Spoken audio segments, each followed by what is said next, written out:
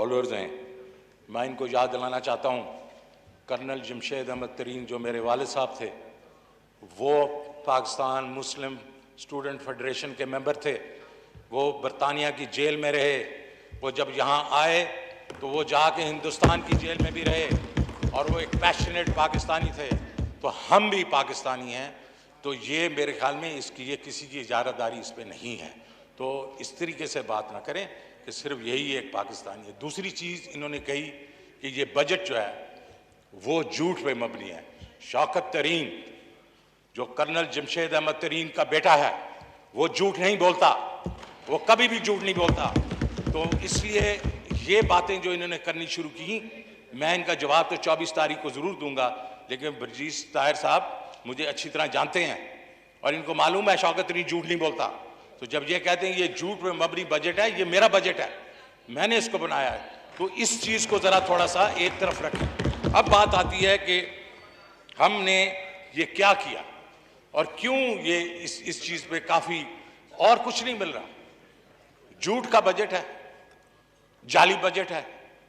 अरे भाई बात तो करो, किसमें झूठ की बात कर रहे हैं? इस चीज़ में हम झूठ की बात कर रहे हैं कि गरीबों को हम घर दे रहे हैं। इस चीज़ में आप झूठ की बात कर रहे हैं कि एक किसान को हम 3 लाख रुपए का एग्रीकल्चर का लोन जो है इंटरेस्ट फ्री दे रहे हैं। 2 लाख के इम्प्लीमेंटेशन के लिए हम दे रहे हैं अपना इंटरेस्ट फ्री लोन।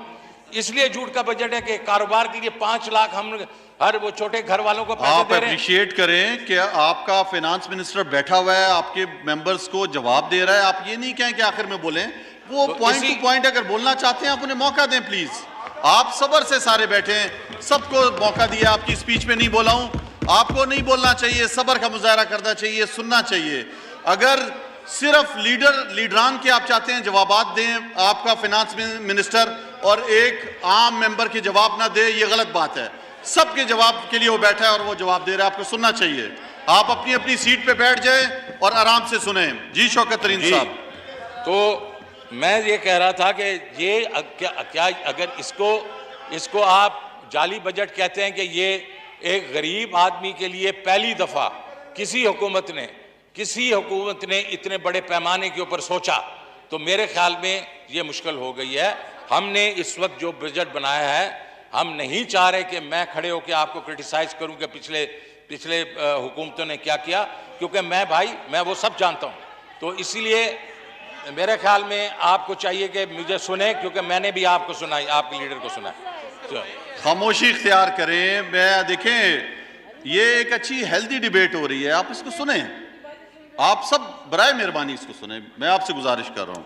जी शौकत तरीन साहब। तो जनाब, तो बात क्या है?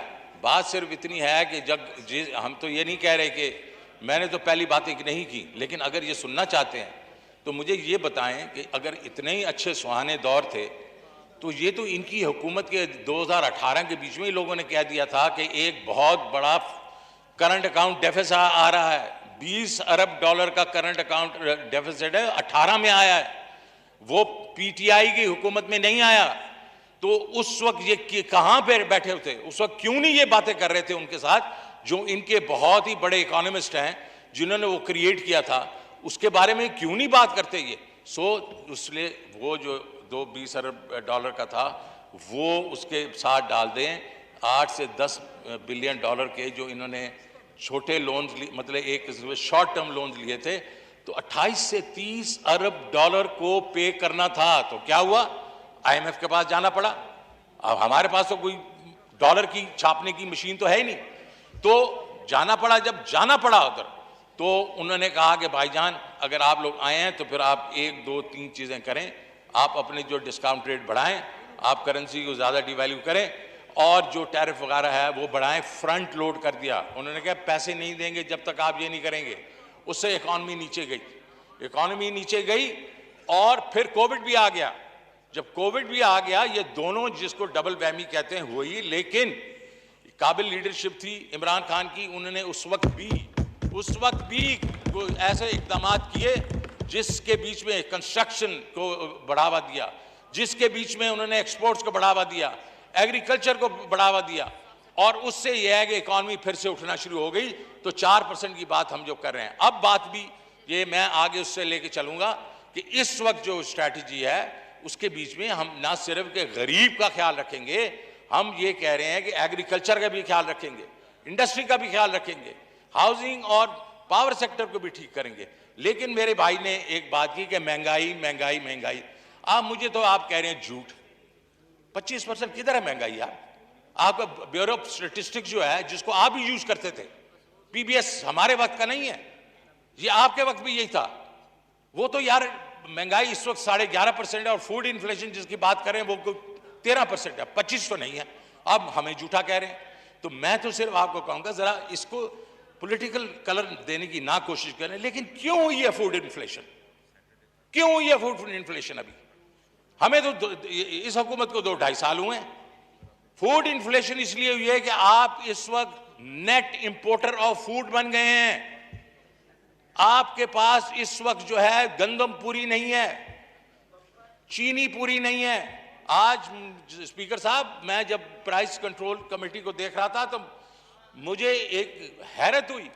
70% दालें हम इंपोर्ट करते हैं। आज दालें हमारा स्टेपल फूड है। तो क्या किया हमने एग्रीकल्चर में पिछले 10-20 साल में?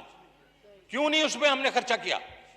पिछले 10-8 साल के आप देख लें तो बिल्कुल कोई जो है किसी इजनास में तरक्की नहीं हुई। सो क्यों नहीं हमने किया उसको इन्वेस्ट एग्रीकल्चर में? आज अगर इन्फ्लेशन की बात कर रहे हैं, क्यों हो रही है इन्फ्लेशन स्पीकर साहब? इसलिए कि इंटरनेशनल प्राइसेस जो हैं, वो जो फूड प्राइसेस हैं, वो इस वक्त 10 साल की बुलंद तरीन सतह पे हैं। और क्योंकि हम इंपोर्ट कर रहे हैं उसको, तो वो इन्फ्लेशन हमें हिट कर रही है। और ये नहीं है कि हम उनसे अभी दालें हैं।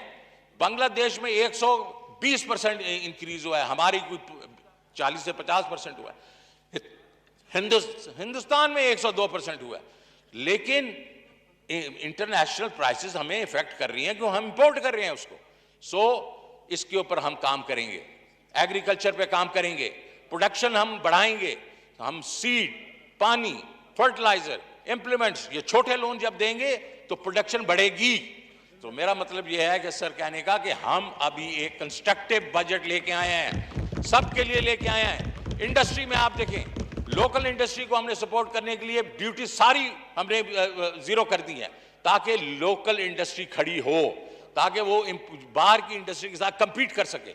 और एक्सपोर्ट में जितने भी टैक्सेस थे हमने उनको न्यूट्रलाइज कर दिया। क्यों? जब भी हमारे में ग्रोथ होती है स्पीकर साहब, उस वक्त हमारे पास डॉलर खत्म हो जाते हैं, इंपोर्ट्स बढ़ती है, एक्सपोर्ट उस वक्त उस लेवल पे जाती नहीं है, डॉलर खत्म हो जाते हैं, डॉलर हम प्रिंट नहीं कर सकते। सो हमने क्या करना है इस दफा? हमारी क्या स्ट्रैटेजी है कि हमने एक्सपोर्ट्स एक्सपोर्ट्स एक्सपोर्ट्स बढ़ानी है। जो हमारे ट्रेडिशनल है उसको भी बढ़ानी है, आईटी की एक्सपोर्ट भी बढ़ानी है, और नए एवेन्यूज भी खोलेंगे। और स्पेशल इकोनॉमिक जोन्स के बीच में भी हम चाइनीज इन्वेस्टर्स लाएंगे ताकि वो एक्सपोर्ट कर सकें यहां से। और स्पीकर साहब, आज मैं चाइनीज एम्बेसडर के साथ बैठा हुआ था इसी चीज पे कि जी अब हमारा जो है फोकस होना चाहिए कि हम ये जो है एक्सपोर्ट्स बढ़ाएं और आप हमारी हेल्प करें। दूसरी चीज है घरों की बात। आज तक मुझे मालूम है, मैंने मियां नवाज शरीफ साहब के साथ भी मिलके कोशिश की कि ये जो फोरक्लोजर लॉ जो है ये ठीक किया जाए, नहीं हुआ।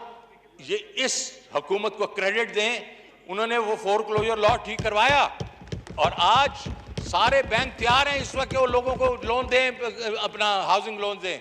और कोई जो मुल्क है वो बगैर मॉर्गेजेस के, बगैर हाउसिंग लोन्स के एक लेवल से दूसरे लेवल पे नहीं जा सकता। आपका इस वक्त क्या वो है सिचुएशन?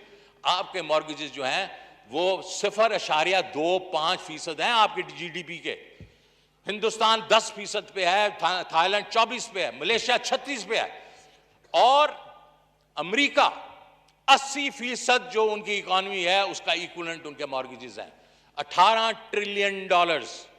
तो हम जब कैसे तरक्की करेंगे जब हमारी जो एक किस्म की हाउसिंग इंडस्ट्री टेक ऑफ नहीं करेगी? हाउसिंग इंडस्ट्री के जो चंद फवायद हैं वो ये हैं, एक तो छत मिलती है लोगों को, मजदूर जो है वो लग जाते हैं, उनको नौकरियां मिलती हैं, 40 इंडस्ट्री खड़ी हो जाती है। कोई दरवाजे बना रहे हैं, कोई कील बना रहे हैं, कोई सीमेंट चल रही है, कोई ईंटें चल रही हैं। तो ये सारा कुछ जो है ये इंडस्ट्री से चलता है। इस पे स्पेशल तवज्जो दी इमरान खान ने, तो कुछ तो क्रेडिट देना उसको। तो उसके बाद जनाब पावर सेक्टर जो है, हम एहसास प्रोग्राम में इस साल के अगले साल के लिए हमने 260 अरब रुपया रखा है। और वर्ल्ड बैंक ने जो सर्वे किया है उसमें जो कैटेगराइज किया है, चौथे नंबर पे आया Ehsaas as one of the best social protection programme.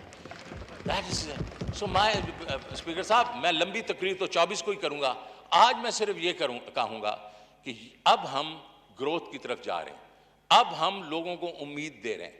हम गरीब लोगों को जो सिर्फ ख्वाब देखते थे, हम उनको उनके ख्वाब की ताबीर देने जा रहे हैं।